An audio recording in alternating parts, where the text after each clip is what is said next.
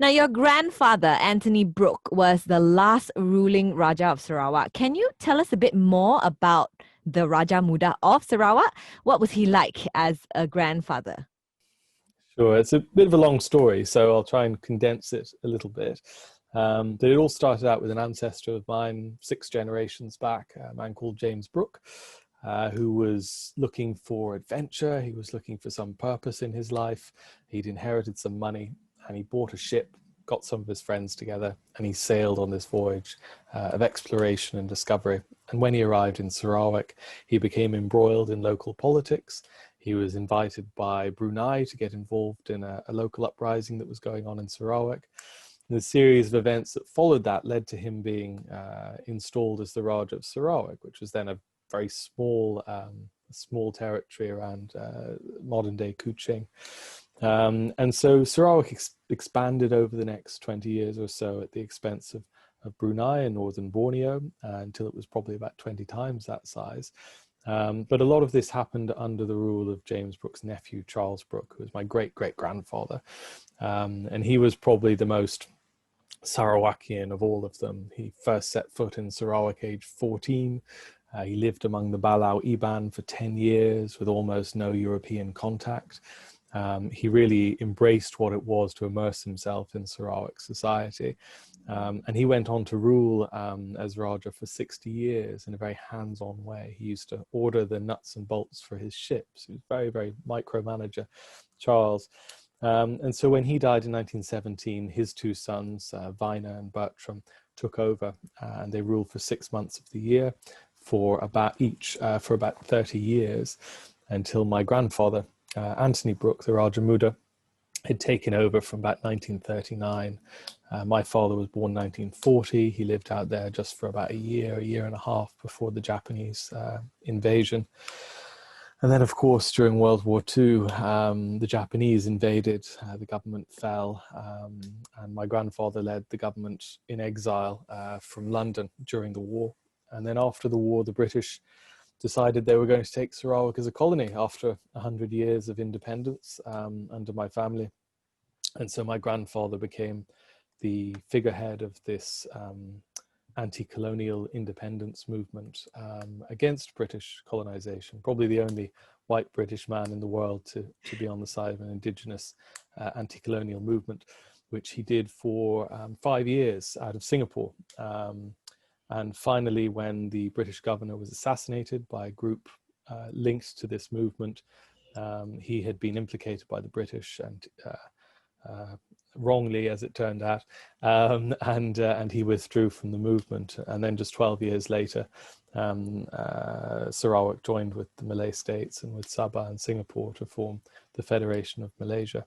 And so that was the end of my family's political involvement in the state, though of course it remains a very important part of our roots. You already touched on your grandfather, Anthony Brooke, a little bit, but what was he like as a grandfather? What do you remember of him being your granddad? Sure. I mean, he lived to be an incredibly old age. He was 98 when he died, just in 2011. So being around him at any time was being around history. You know, this was a history I was reading about, events that had happened 70, 80 years before, and he had lived through them. He was an incredibly gentle man, pacifist, very soft-spoken, very determined. He was a great encouragement to me. When I showed an interest in Sarawak, I think he was very, very happy about that. He saw me sort of taking it forward in some shape or form.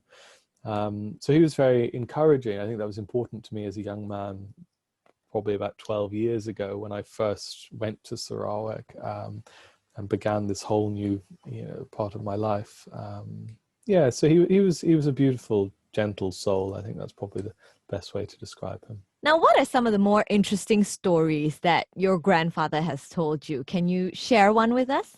His main moment in Sarawak was really the 1940s. It was quite extraordinary, the stories he would tell of being based out of Singapore. He was standing up against the British Empire, the greatest power in the world at the time. And yet he was supposed to be British, or at least he looked British. So he was seen as a traitor to British interests. He was standing up for indigenous rights in Sarawak.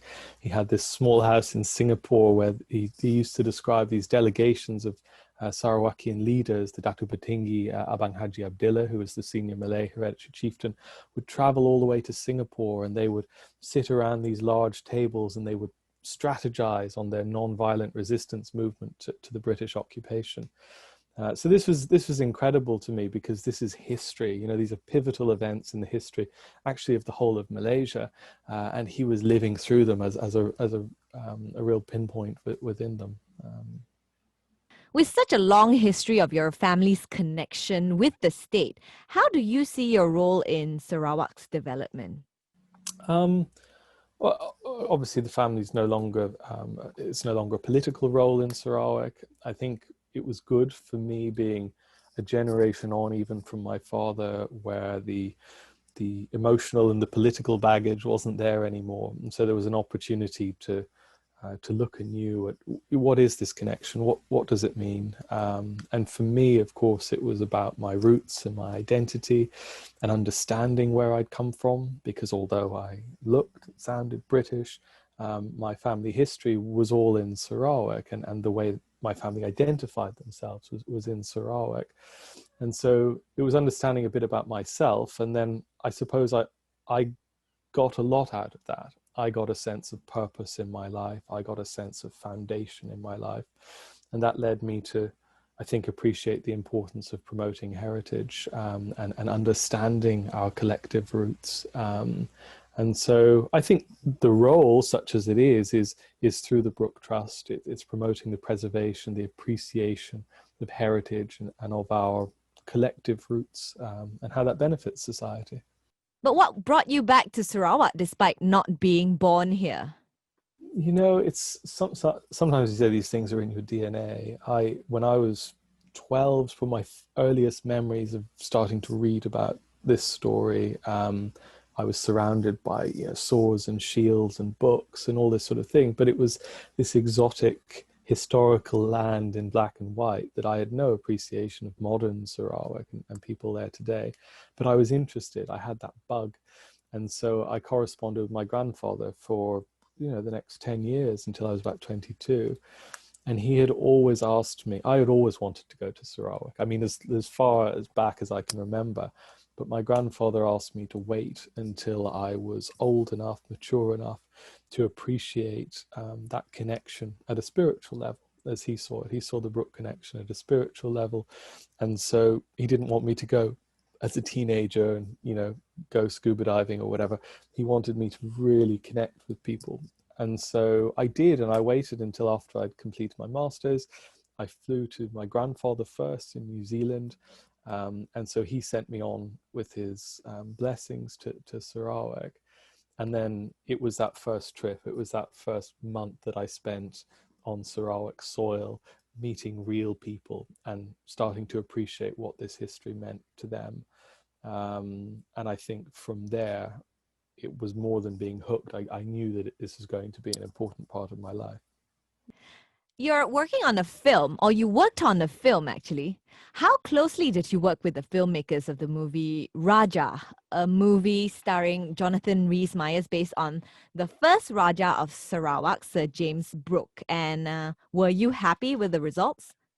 When I did, it was actually on my first trip that I decided to do this. I realized immediately that I was in a privileged position, that I was one of, you know, two or three Brookes left in the world at that stage. And if I and my generation weren't going to take this in hand, then who was? And so it started out as a traditional charitable trust where we would get all these artifacts and archives, and we would, you know, put them into this legal entity so they were preserved and protected.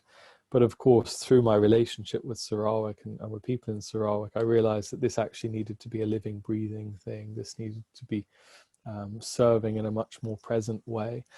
And so I think I knew I had to do something from my first trip, but the way that has evolved over the, you know, the 10 years of the charity's existence, it's become much more about the present and the future, but using the past as an inspirational tool, I suppose, is the best way of putting it.